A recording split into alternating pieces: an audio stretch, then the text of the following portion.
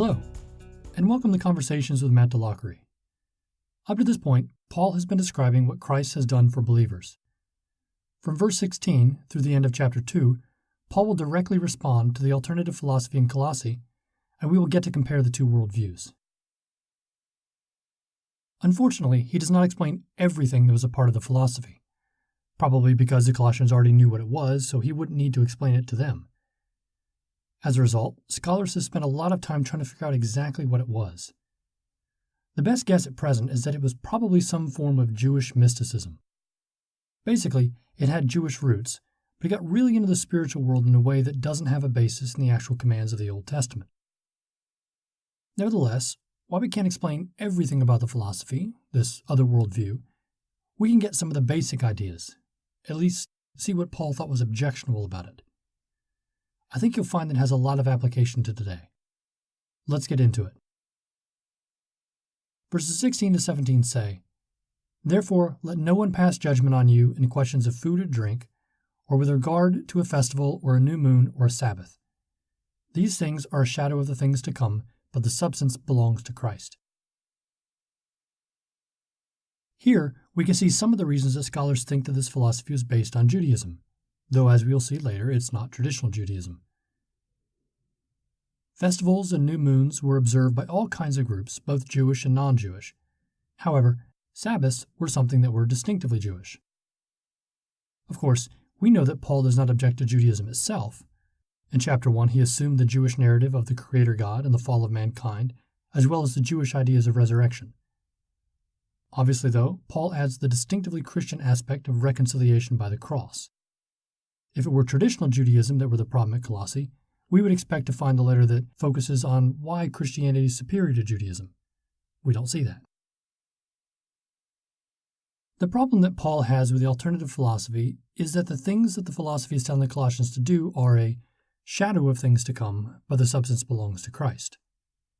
In other words, some of their practices aren't wrong, per se. They're just incomplete. For example, these special days they're celebrating aren't bad things. They're just meant to point to something else. And once that something else is already here, what's the point of the preview? It's like you see the trailer for a movie that's coming out, and the movie looks good and you really want to see it, and then the movie comes out. But instead of going to watch the movie, you just keep watching the trailer over and over again. What are you doing? If the trailer's so interesting, go watch the movie. Well, that's the point here. Why keep focusing on the thing that is meant to prepare you for what's coming, when what's coming is already here? That's why Paul says, "These things are a shadow of the things to come, but the substance belongs to Christ." These things that the Colossians are focusing on pointed towards what was to come, but now that Christ is here, there's no point in rewatching the trailer. Now, it is completely consistent with Christianity to acknowledge that there is truth in other religions. Christianity teaches something called general revelation. General revelation refers to the fact that God has revealed himself in a general sort of way to the entire world. There are things that we can know about God from looking at the world around us. Try this. Imagine that you and I were living somewhere in which we had no special revelation from God. No Bible or Christ. Suppose that we tried to figure out who God is and what he wants from us, which is not something totally out of character for humans. That's the sort of question that we and lots of other people ask all the time. Well, if we put together what we could know about God from general revelation only, there's any number of ways that that picture of God could look, based on what we could perceive about him from the world around us.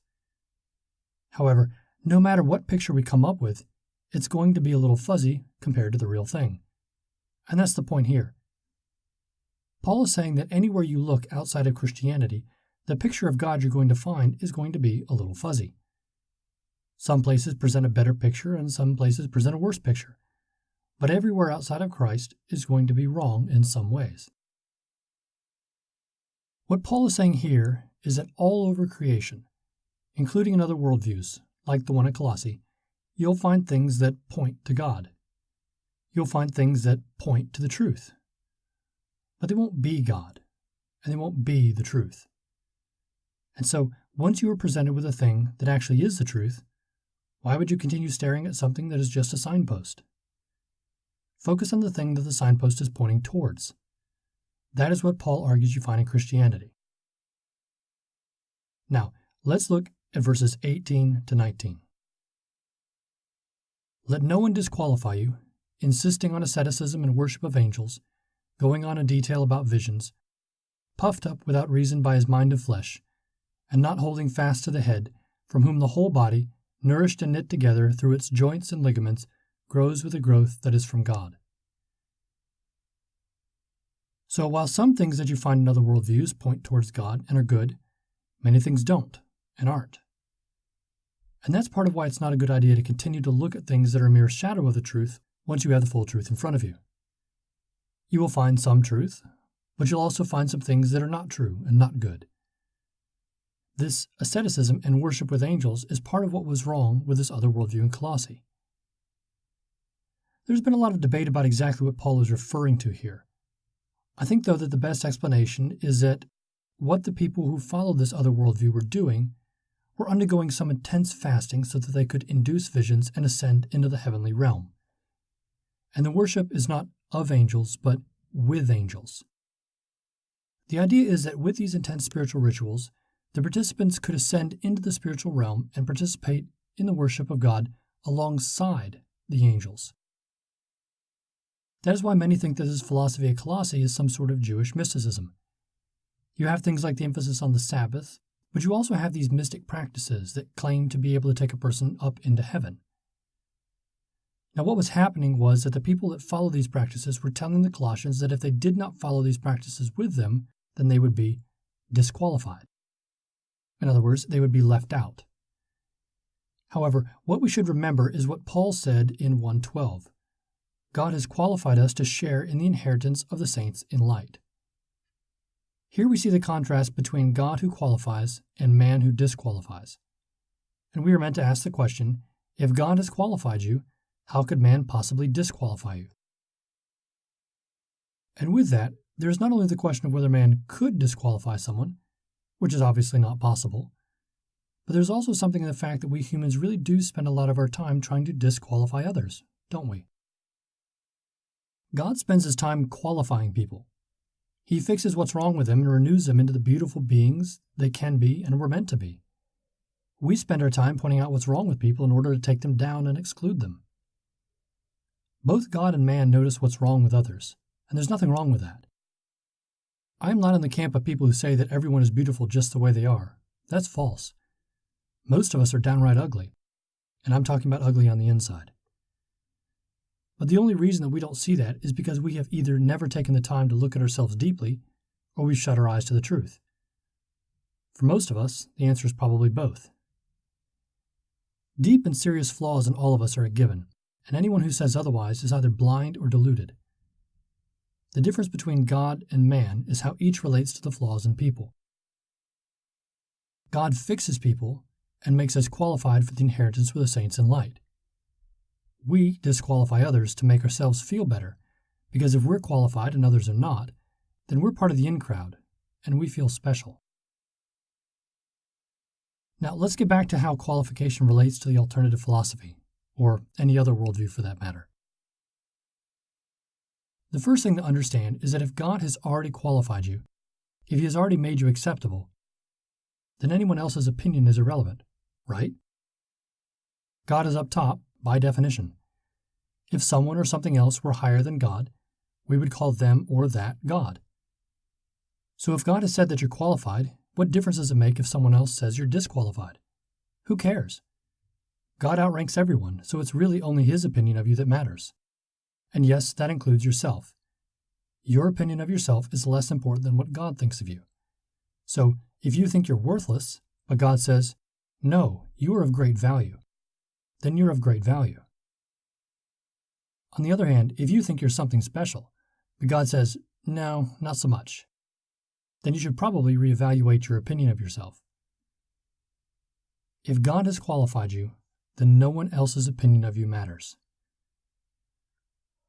The second thing to notice is about the reason why others were attempting to disqualify the Colossians. They were insisting on asceticism and worship with angels, going on in detail about visions. Now, what exactly they were insisting on is not important. The fact is that all sorts of groups, from the very beginning of Christianity up until today, try to do the same thing. They try to say, yes, Christ is important, but to be sure about your status before God, you need X. Now, X has been different for different groups, but the formula remains the same. All sorts of groups try to say that you need to add something to what Christ has done in order to be right before God. The problem with this is that it says Christ's sacrifice was not sufficient. Paul argued otherwise, and we spent a great deal of time talking about that when we went over chapter 1 of Colossians. The basic point that is if Christ is who Christianity says he is, then there could have been no greater sacrifice than the one he made, and what he did for us was completely sufficient. His work on the cross was not lacking anything. It was finished, perfect, complete.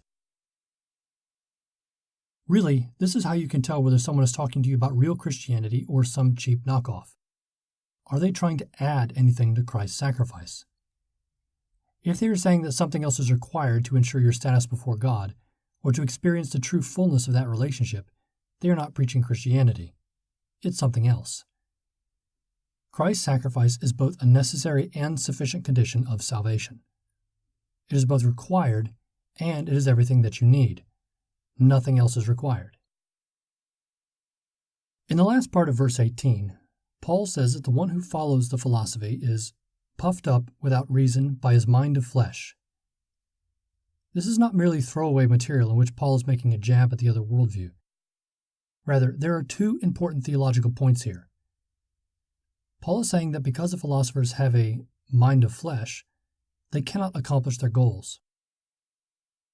It is very possible that the philosophers were mixing their Jewish background with mystic elements that were Greek in origin. If this is true, then Paul is pointing out a contradiction in their philosophy. In a Hellenistic, i.e. Greek, context, the mind is the way in which a person would be able to enter the higher realms. The flesh was what anchored a person to this world. By Paul saying that the philosophers had a mind of flesh, he was denying that the philosophers had the ability to make good on their claims. Since flesh could never ascend up into another realm, the philosophers would never be able to worship with the angels like they claimed. Paul just got finished saying that the claims of Christianity were better than the claims of the philosophy, and that the claims of Christianity are true.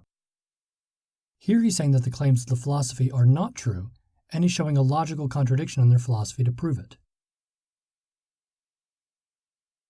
The second point we find in Paul's statement that the philosophers have a mind of flesh takes us back to 2:8. There he claimed that everything that is not according to Christ is according to human tradition. Christianity is God reaching down to man. Everything else is man trying to reach up to God, which doesn't work. By saying that the philosophers have a mind of flesh, he is reminding the Colossians that they are still human. And humans are not capable of reaching up to God. However well-intentioned their desire to reach up to God might be, it is still a human attempt and therefore bound to fail. The only way to connect with a God who is up there is to take the path that God creates. A human path just won't cut it. This second point connects right into the point of verse 19, in which Paul says that the philosophy is not holding fast to the head, from whom the whole body, nourished and knit together through its joints and ligaments, grows with a growth that is from God. Here, Paul is warning the Colossians not to leave the very thing that has made them grow. It is Christ, the head, and is being attached to the head that has made them grow with a growth that is from God. Paul is warning the Colossians not to leave Christianity, which has already delivered on its promises, for a philosophy that cannot deliver on its promises. And if everything that Paul said about Christ in chapter 1 is true, then it should be all the more evident that no one but Christ can deliver. Anyone can provide a path to follow, but how many can deliver you from the domain of darkness and transfer you into the kingdom of God's beloved Son? So, while the philosophers are saying that those who don't follow them are going to be excluded, the truth is that they are the ones who are in danger of being excluded if they don't start following the true path. We live in a world today in which lots of people claim that their path is the one that you should follow. But what does the evidence say?